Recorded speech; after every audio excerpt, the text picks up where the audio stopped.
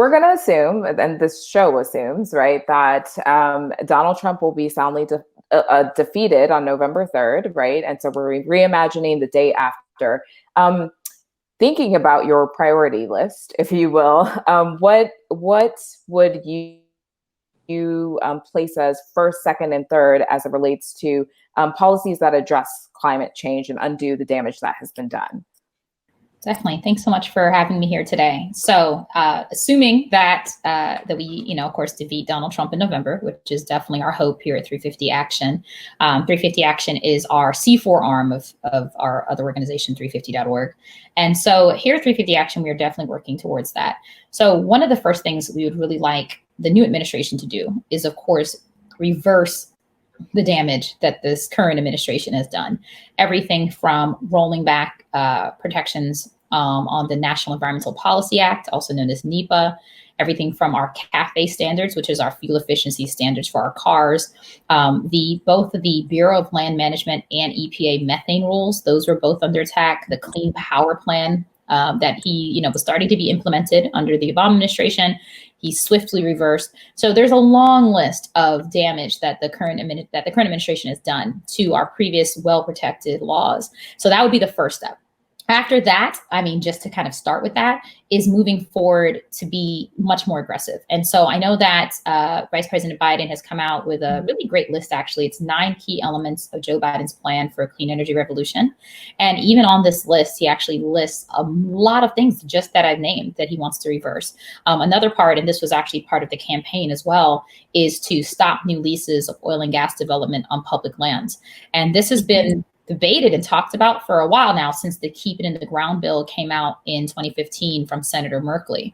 And so this has been went from being a bill from 5 years ago to now really being a standard campaign promise for a lot of the Democratic candidates that ran this year. So we're really excited to see that. So I think those are some of the proactive things that he can do. Also starting to really unveil his plan for investment in a just transition for clean energy and how we're actually going to reduce our pollution, as well as what we would really love to see is stopping the federal permitting of new fossil fuel infrastructure. If we are serious about getting to net zero emissions, as well as doing what the IPCC says, the Intergovernmental Panel on Climate Change, says is necessary in the next 9 years to avoid the worst effects of climate change. We can't still be building pipelines that are designed to last for the next 50 or 60 years. We can't lock ourselves in to this infrastructure that disrupts our land, water, everything, climate, and then say that we're actually serious about climate change. It doesn't go together. And also it wastes billions of dollars. Why would you want to have stranded assets that are not going to be helpful soon? Why would you want to have stranded?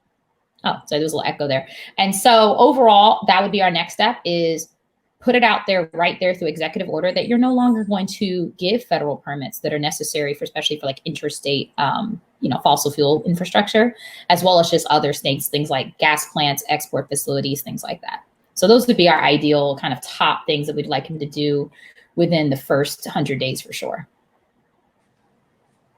What's the, Natalie, can I ask you just to follow up on that? How deep into the federal bureaucracy over the past 4 years has the Trump administration been able to place anti-science people who are going to be, and have you discovered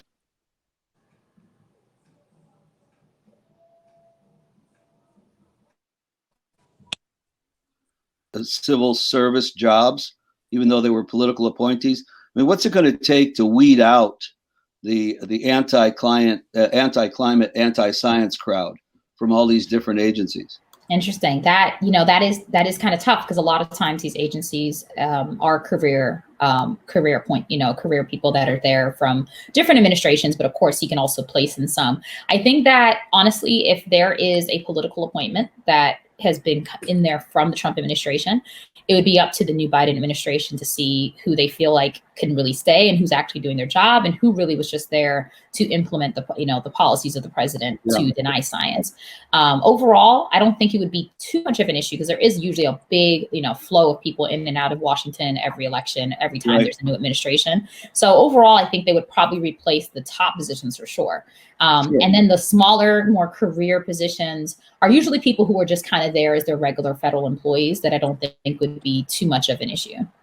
Right. No, I was worried. I'm worried more about what we've seen in the past, where a departing administration in the last 6 months places a whole bunch of people, and then there's a process through which they actually get them to be transformed from political appointees to civil service and career, and then then the new Secretary of Interior or the Secretary of Energy or the head of EPA is stuck with them.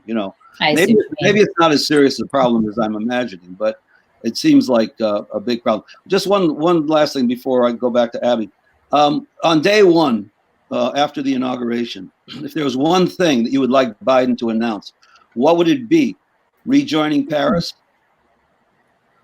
I would say, I would have to be a lot of things. I feel like, this is exactly what President Trump did in his first day. He just started in his first week, signing executive order after executive order.